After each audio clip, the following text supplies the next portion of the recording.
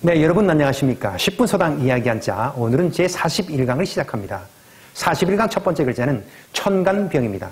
여기서 천간이라고 하는 말은 60개의 순서를 나타내는 수 중에서 윗단이 10개를 나타내는 한자가 있습니다. 갑을병정, 무기, 병신, 임계. 그 중에 갑을병 하면 세 번째 천간병입니다. 자, 글자 구조를 보니까 윗부분에 한일, 아랫부분에 사람인, 그리고 멀경, 이 세 개의 조각이 결합된 글자입니다. 자, 그래서 그림을 보시면서 불꽃이 호롱병의 심지에서 빛나는 천간병입니다. 불꽃이 호롱병의 심지에서 빛나는 천간병. 그래서 천간병이 쓰여진 글자의 의미는 불, 밝히다는 의미로 활용됩니다. 자, 그러면 천간병이 들어간 연도나 해를 뜻하는 글자 중에서 병자호란이라고 하는 말이 있습니다. 천간병의 아들자, 오랑캐 호자, 어지러울 란자를 써서 조선 인조 14년 1636년 청나라가 우리나라를 침노한 그 사건이 병자호란입니다. 네, 다음 글자는 병들역입니다. 병들역의 글자 구조를 보면 빨간색 부분이 침대란 뜻인데 나무 침대입니다. 원래는 이렇게 사람이 이렇게 누워있는 받침대가 있고 발이 두 개가 있겠죠. 이것을 세운 글자이고, 다음 집 어머니 글자가 이렇게 되어 있는데 이 획이 겹쳐서 하나로 나타난 것입니다. 병들역은 병이 들어서 집에 누워있다는 글자인데 글자 구조 정리하겠습니다.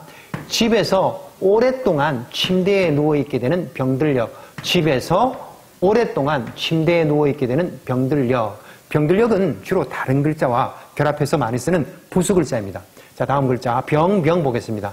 글자 구조를 보니까 병들역과 앞서 배웠던 천간병이 결합된 글자이죠. 자, 그래서 병이 들어서 불이 켜져 있는 호롱병처럼 뜨겁고 열이 난다는 병입니다. 병이 들어서 불이 켜져 있는 호롱병처럼 뜨겁고 열이 나는 병입니다. 병병이 들어간 사자성어 생로병사라고 하는 말이 있습니다. 날생 늙을로 병병 죽을사를 써서 인간이 반드시 겪어야 하는 태어나고 늙고 병들고 죽는다는 이 네 가지를 생로병사라고 합니다. 네, 다음 글자는 가득찰 복입니다. 자, 가득찰 복은 저 그림을 보시면서 그림을 본 것처럼 무언가를 가득 담을 수 있는 이 복스러운 항아리 모양을 본떴는데 위에서 보면 동그랗고 앞에서 봐도 뭐 가득 들은 모양입니다. 자, 그래서 글자 구조를 보면 한일의 입구에 받전이 되어 있는데 한일은 위에서 보면 동그랗고 이렇게 보면 동그랗다는 얘기입니다. 위에서 보면 동그랗고 앞에서 봐도 동그랗지만 가득 많이 들어있는 모양이다. 그래서 가득찰 복. 위에서 보면 동그랗고 앞에서 봐도 가득 많이 들어있는 모양, 가득할 복항아리. 위에서 보면 동그랗고 앞에서 봐도 동그란데 가득 많이 들어있는 모양, 가득할 복. 자, 이 글자도 주로 다른 글자와 결합되는 글자이기 때문에 복복이라는 글자를 보겠습니다. 복복의 글자 구조는 제사를 뜻하는 보일시와 가득할 복이 결합된 글자입니다. 자, 그래서 제사를 지낼 때는 재물을 가득 조상에게 바쳐야 조상이 복을 내린다는 복복입니다. 제사를 지낼 때는 재물을 가득 조상에게 제물로 바쳐야 조상이 복을 내린다는 복복입니다. 복복이 들어간 사자성어 길흉화복이라고 하는 말이 있습니다. 길흉화복이라고 하는 말은 길할 길자입니다. 아주 좋다는 뜻. 그리고 보기 싫다는 흉할 흉이 있습니다. 그리고 재앙을 뜻하는 재앙화. 그리고 복복입니다. 좋고 흉하고 재앙이 오고 복이 온다는 사람의 운수를 일컫는 말이 기흉화복입니다. 네, 다음 글자는 밭들봉입니다. 밭들봉은 대나무 나무가지를 두 손으로 이렇게 받들고 있다는 뜻입니다. 손수 두 개가 결합된 모양이 윗부분 노란색 파란색 부분이고 가지가 많은 나무가지를 뜻하는 글자가 이렇게 빨간색 글자입니다. 그림을 보는 것처럼. 자, 그래서 이 밭들봉의 글자는 가지를 들고 신을 받들어 모신다는 의미를 갖고 있어요. 그렇지만 우리는 쉽고 재미있게 재치있게 기억할 수 있는 방법이 있습니다. 자, 그래서 글자를 정리합시다. 자, 이 노란색 부분은 석삼이라고 보고 파란색 부분은 여덟팔로 봅니다. 그리고 이 빨간색 부분은 열십이 두 개 겹쳤으니까 나뭇가지라고 보면 되겠죠. 그래서 3월 8일에 나뭇가지를 자르는 봉사활동을 간다라고 기억을 하시면 되겠죠. 자, 3월 8일에 나뭇가지를 다듬는 봉사활동 가는 밭들봉. 3월 8일에 나뭇가지를 다듬는 봉사활동 가는 밭들봉. 네, 다음 글자 보겠습니다. 다음 글자는 얼음빙입니다. 네, 얼음빙의 글자 구조 정리하겠습니다. 물수의 변형과 또 물수가 결합된 글자입니다. 자, 그래서 물방울이 엉겨붙어 있는 물, 얼음빙. 물방울이 엉겨붙어 있는 물이 얼음빙. 얼음빙은 이렇게 쓰기도 합니다. 한 덩어리로 얼어버린 물이 얼음빙. 한 덩어리로 얼어버린 물이 얼음빙. 자, 얼음빙이 들어간 사자성어 중에서 빙탄지간이라고 하는 말이 있어요. 얼음빙, 숫탄, 갈지 사이간을 써서 얼음과 숯은 도저히 어울릴 수 없는 사이입니다. 이런 것처럼 원수처럼 둘이 서로 어긋나서 맞지 않는 사이를 빙탄지간이라고 합니다. 네, 다음 글자는 생각사입니다. 원래 생각사의 글자는 위에 받점 부분이 정수리 신을 뜻하는 한자였습니다. 그래서 생각이라고 하는 것은 머리로 생각하고 가슴으로 생각한다, 마음으로 생각한다는 뜻인데 글자 모양이 받전으로 변해버렸어요. 그래서 변한 그대로를 기억하면 되겠습니다. 자, 받전의 마음심. 농부는 항상 밭을 마음속에 두고 생각한다. 생각사. 농부는 항상 밭을 마음속에 두고 생각하는 생각사. 생각사가 들어가는 사자성어 역지사지라고 하는 말이 있습니다.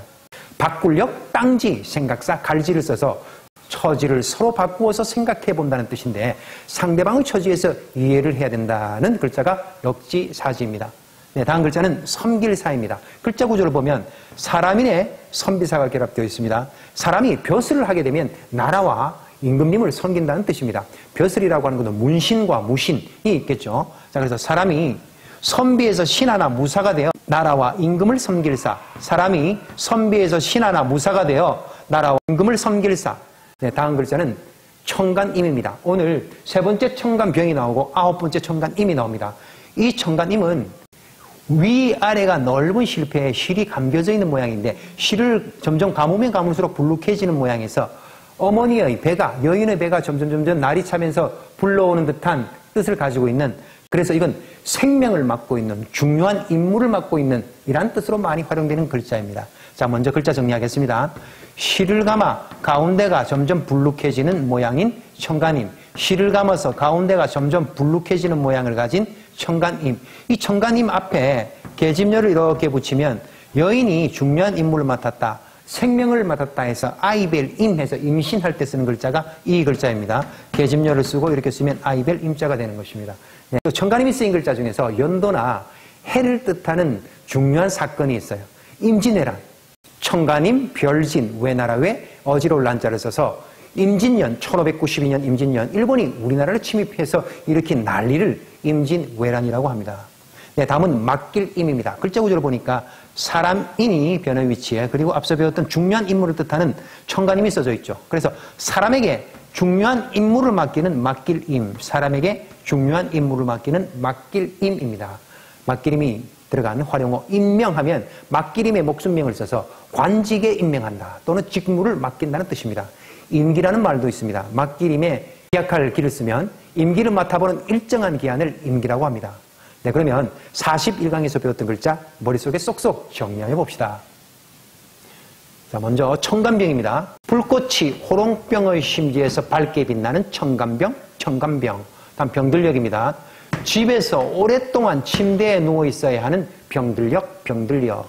다음은 병병입니다. 병이 들어서 불 켜진 호롱병처럼 뜨겁고 열이 나는 병병, 병병. 다음은 가득할 복입니다. 위에서 보면 동그랗고 앞에서 봐도 동그란데 가득가득 많이 들어있는 복 항아리를 뜻하는 가득할 복, 가득할 복. 다음은 복복입니다.